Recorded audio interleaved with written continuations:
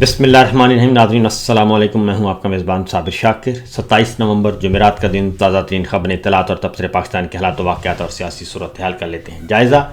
کل Sahir Shamshad Mirza chairman joint chief of staff committee retire ہو گئے اور ابھی تک نیا نوٹیفیکیشن نہیں ہوا. نیا نوٹیفیکیشن کہاں لٹک گیا اور کہاں اٹکا ہوا ہے؟ ابھی وہ کون سی مزید مطالبات ہیں، ڈیمانڈز ہیں جو کہ پوری کرنی ہیں جناب فیلڈ مارشل نے، اور یہ نوٹیفیکیشن کیوں روکا ہوا ہے نواز شریف صاحب نے، شہباز شریف صاحب نے؟ اس کے پیچھے کیا راز پنہا ہے، اس کا بھی جائزہ لیں گے. اور دوسری بات یہ کہ عمران خان صاحب کی صحت کے بارے میں بہت کچھ گڑبڑ کی خبریں آ رہی ہیں، اس کا بھی لیتے ہیں جائزہ. پہلی بات تو یہ کہ آج جمعرات ہے اور جمعرات کا دن عمران خان صاحب سے ملاقاتیوں کا دن ہوتا ہے اور سیاسی رہنماؤں کی ملاقات کا دن ہے. اور تقریباً آج پورے 27 دن ہو گئے ہیں نومبر میں عمران خان صاحب کے ساتھ کسی نے کوئی ملاقات نہیں کی، جس کی وجہ سے اب معاملہ تشویشناک ہوتا جا رہا ہے.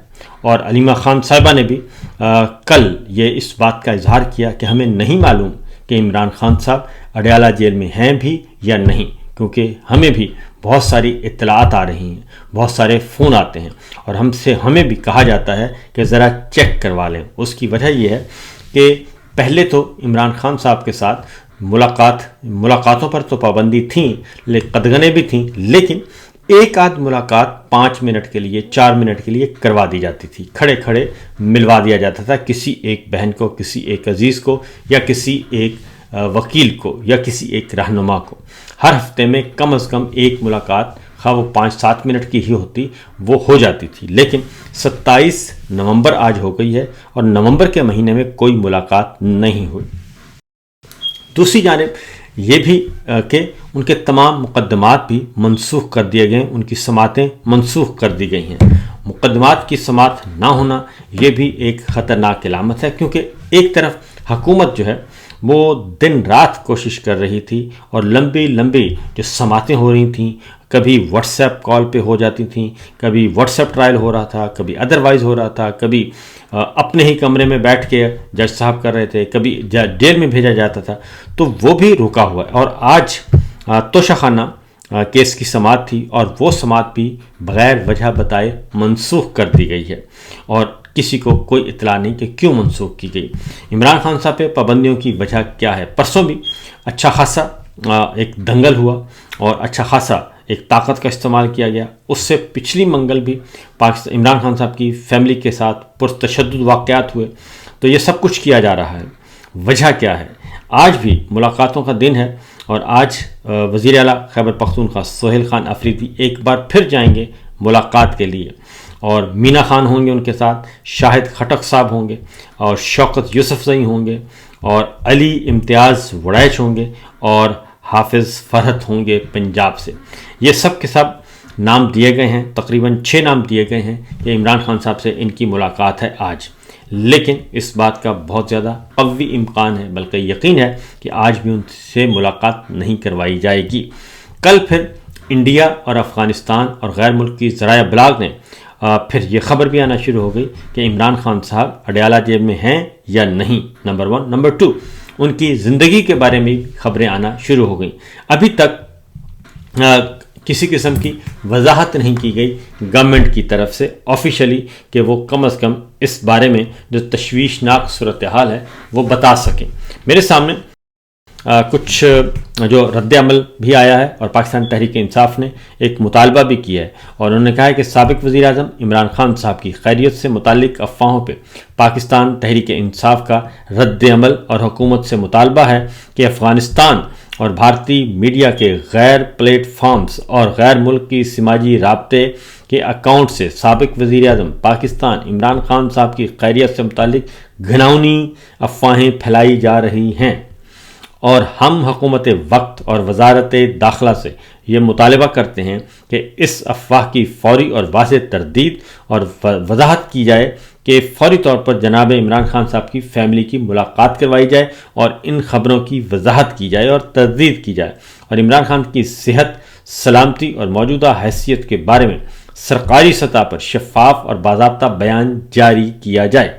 اور اس طرح کی خطرناک اور حساس نوعیت کی افواہوں کے پھیلاؤ کے محرکین کی تحقیقات کر کے حقائق قوم کے سامنے رکھے جائیں، اور قوم اپنے قائد کے بارے میں کسی بھی طرح کی غیر یقینی ابہام کو برداشت نہیں کرے گی۔ عمران خان کی سلامتی، بنیادی انسانی حقوق اور آئینی تقاضوں کی حفاظت حکومت کی براہ راست ذمہ داری ہے، اور پاکستان تحریک انصاف عوام کو یقین دلاتی ہے کہ ہم ان افواہوں کا سدباب کرنے اور سچ سامنے لانے کے لیے ہر قانونی اور سیاسی قدم اٹھائیں گے۔ یہ پاکستان تحریک انصاف کی طرف سے باقاعدہ طور پہ ایک سٹیٹمنٹ جاری کیا گیا ہے، اور انہوں نے اس پہ تشویش کا بھی اظہار کیا ہے۔ اب ایک اور وجہ بھی ہے، کیونکہ دال میں کالا اس لیے ہے کہ یہ تو بات طے ہے کہ عمران خان صاحب کو قید تنہائی میں رکھا ہوا ہے، اور لاسٹ ٹیوزڈے کو جب وہاں پہ دھرنا ہوا تو غیر ملکی ذرائع ابلاغ پہنچنا شروع ہو گئے۔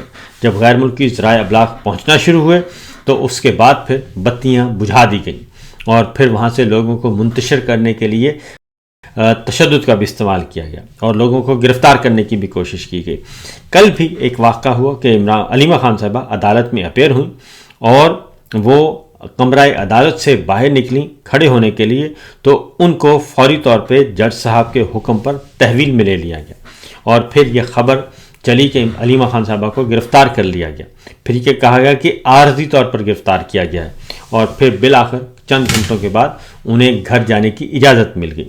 پھر ایک اور ریزن بھی ہے، اور وہ یہ کہ عمران خان صاحب کے طبی معائنے کے لیے ابھی تک شوکت خانم ہاسپٹل کے ڈاکٹرز کو الاؤ نہیں کیا گیا۔ کئی مہینے ہو گئے ہیں کہ عمران خان صاحب کا ان کے ذاتی معالجوں نے معائنہ نہیں کیا۔ اور اس کے ساتھ ساتھ ایک اور چیز جو کہ اور وہ ہے بیٹوں کے ساتھ فون پر بات چیت، ان کے بیٹوں سے فون پر بات چیت بھی نہیں کروائی جا رہی، اس کو بھی طویل عرصہ ہو گیا، اور یہ سب کچھ کیا جا رہا ہے، اور پچھلے دنوں میں کتابیں بھی بند کر دی گئی تھیں۔ یہ تو ہے سچویشن عمران خان صاحب کی صحت کے بارے میں، ان کی موجودگی ہے نہیں ہے کے بارے میں۔ تو اس لیے حکومت کو چاہیے کہ وہ اس سلسلے میں باقاعدہ طور پہ اپنی وضاحت پیش کرے۔ اس کی وجہ یہ ہے کہ اسلام آباد ہائی کورٹ سپریم کورٹ کے آرڈر کے باوجود ملاقات نہیں کروائی جا رہی۔ یہ تو ہے صورتحال جی عمران خان صاحب کے حوالے سے۔ تو آج کی جو سماعتیں ہیں وہ بھی منسوخ کر دی گئیں، جس کی وجہ سے مزید تشویش بڑھ گئی۔ اب دوسری وجہ میں آپ کو بتا دوں کہ عمران خان صاحب کو کیا یہ بال بھی بیکا نہیں کر سکتے، اور عمران خان صاحب کو یہ نقصان نہیں پہنچا سکتے۔ اگر انہوں نے کوئی ایسی حرکت کرنے کی کوشش کی تو ان کا انجام عبرتناک ہوگا، اور پھر شاید کوئی بھی چیز ان کے کنٹرول میں نہ رہے۔ اور یہ جو 5 سال اور 10 سال کا جو اقتدار کی بندر بانٹ چل رہی ہے باؤجی کے ساتھ، یہ بندر بانٹ بھی پھر پایا تکمیل کو نہیں پہنچے گی، یہ ویسے بھی نہیں پہنچنی، یہ جلدی اس بندر بانٹ کا کباڑہ ہو جائے گا۔ لہذا اس سلسلے میں جو تشویشناک خبریں پھیلائی جاتی ہیں، اور پھر کچھ ایسی بھی کہ جناب ان کو مچ جیل میں منتقل کر دیں، یہ اسی طرح کی خبریں ہیں۔ یہ اسی طرح کا کام کیا جاتا تھا افتخار چودھری صاحب کے ساتھ۔ افتخار چودھری صاحب سابق چیف جسٹس، جب ان کو نظر بند کیا گیا تو اس وقت بھی کیونکہ سچویشن قابو نہیں آ رہی تھی، تو اس وقت بھی خبریں آتی تھیں کہ ان کو مچ جیل میں منتقل کیا جا رہا ہے، اس طرح کی باتیں آتی تھیں، لیکن پھر عوامی رد عمل کو چیک کیا جاتا تھا۔ تو عمران خان کے معاملے میں بھی یہ عوامی رد عمل بھی چیک کرتے ہیں کہ دیکھتے ہیں عوام کیسے ریئیکٹ کرتی ہے۔ تو اس لیے میں پی ٹی آئی کو لوگوں کو کہوں گا، اور خاص طور پہ عمران خان صاحب کی فیملی کو، اور بیرون ملک جو ان کے بیٹے موجود ہیں ان کو خاص طور پہ کہوں گا کہ وہ اس چیز کو نارمل مت لیں، اور اپنی مختلف فورمز پہ آواز اٹھائیں، اور اس ایشو کو ٹیک اپ کریں، کیونکہ ان سے کوئی بعید نہیں، لیکن یہ کر کچھ نہیں سکتے، ڈرے ہوئے ہیں، سہمے ہوئے ہیں، اور صرف ایک وجہ ہے کہ کسی بھی طریقے سے نوٹیفیکیشن ہو جائے، اور یہ کمان کی تبدیلی ہو جائے، اور ایکسٹینشن کا معاملہ حل ہو جائے، تسلسل ہو جائے، سنرجی ہو جائے، تمام عہدے سنبھال لیے جائیں، تو اس کے بعد پھر اس عمران خان صاحب کے بارے میں سوچیں گے، اور پھر ان کو ایز کر دیں گے۔ تو لیکن اس وقت تک صورتحال جو ہے وہ بہت خطرناک ہو سکتی ہے، اور اسی لیے اسی تناظر میں نواز شریف صاحب کو جو ری لانچ کیا گیا، ان کی ری لانچنگ بھی ٹھس ہو گئی، اور میزائل چلنے سے پہلے ہی فارغ ہو گیا۔ اور نواز شریف صاحب کے ساتھ وہی ہوا جو پاکستان کے شاہینوں نے انڈین رافیل کے ساتھ کیا، اور وہ آئے تو تھے بڑے سج دھج کے، لیکن پاکستان کے شاہینوں نے ان کو بالکل فارغ کر دیا، ناکارہ کر دیا۔ یہی کچھ عمران خان صاحب نے نواز شریف صاحب کے ساتھ کیا ہے، اور وہ بھی مودی کے رافیل ثابت ہوئے ہیں نواز شریف صاحب اب تک، اور عمران خان صاحب شاہین ثابت ہوئے ہیں۔ تو دیکھتے ہیں کہ کیا ہوتا ہے۔ یہ صورتحال اس وقت چل رہی ہے۔ باقی خبریں جی آگے بڑھتے ہیں کچھ اور خبروں کی طرف، کیونکہ معاملات کافی گھمبیر ہیں، اچھے نہیں ہیں ہرگز بھی۔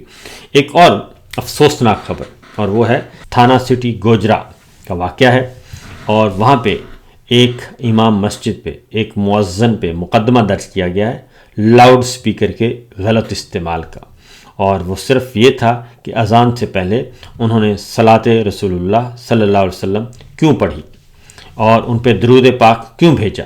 یہ صورتحال ہے، یہ سچویشن ہے، اور اس پہ مقدمہ درج کر لیا گیا ہے۔ میرا خیال ہے کہ ان کو سوچنا چاہیے کہ یہ پاکستان کو کس طرف لے کر جا رہے ہیں، اور یہ مقدمے بازیوں سے کیا حاصل کرنا چاہتے ہیں۔ یہ معاملات کوئی اچھے نہیں ہیں۔ دوسری جانب صحافیوں کی گرفتاریوں کا سلسلہ دوبارہ شروع ہو چکا ہے، اور پہلے آغا سرور کو گرفتار کیا گیا الیکشن دھاندلی والے دن، جو ضمنی الیکشن ہوا، لاہور سے ان کو گرفتار کر لیا گیا، ان کے ساتھ ایک اور ہمارے دوست، ان کو گرفتار کر لیا گیا۔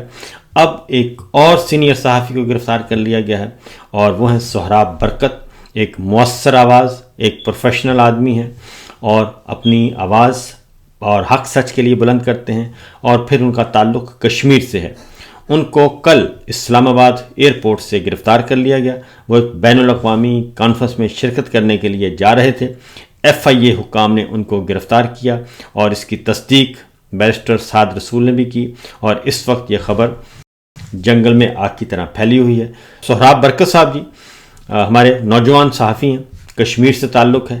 اگر یہی کام مقبوضہ کشمیر کے کسی صحافی کے ساتھ مودی سرکار نے کیا ہوتا، نئی دہلی سے گرفتار کر لیا ہوتا کسی صحافی کو، کشمیری صحافی کو، تو اس وقت پاکستان میں میڈیا میں ایک طوفان برپا ہونا تھا، اور ایسا ہم نے ادھم مچا دینا تھا کہ پتہ نہیں مودی سرکار نے کتنا بڑا جرم کیا ہے۔ لیکن پاکستان میں بھی اب وہی حال کیا جا رہا ہے۔ کشمیر کے اب صحافی بھی محفوظ نہیں ہیں۔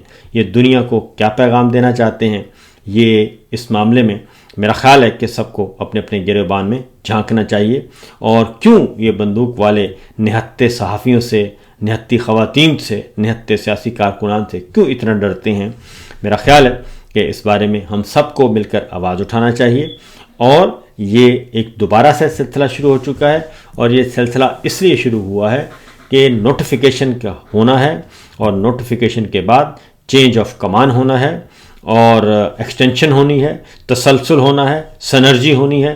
یہ سارے معاملات کو کرنے کے لیے یہ سب کچھ کیا جا رہا ہے، اور معاملات کو خراب کیا جا رہا ہے، اور یہ اگر اسی طرح چلتا رہا تو پھر مزید حالات خراب ہوں گے۔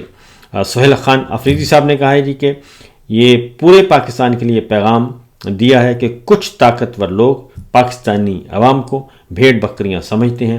وہ چاہتے ہیں کہ پاکستانی عوام اپنا حق نہ مانگے، اور اس کے لیے جو بھی آواز اٹھاتا ہے اسے گرفتار کر لیا جاتا ہے۔ یہ ہے سچویشن، یہ ہے صورتحال۔ باقی خبریں انشاءاللہ اگلے ولاگ میں۔ اجازت دیجیے، اللہ حافظ۔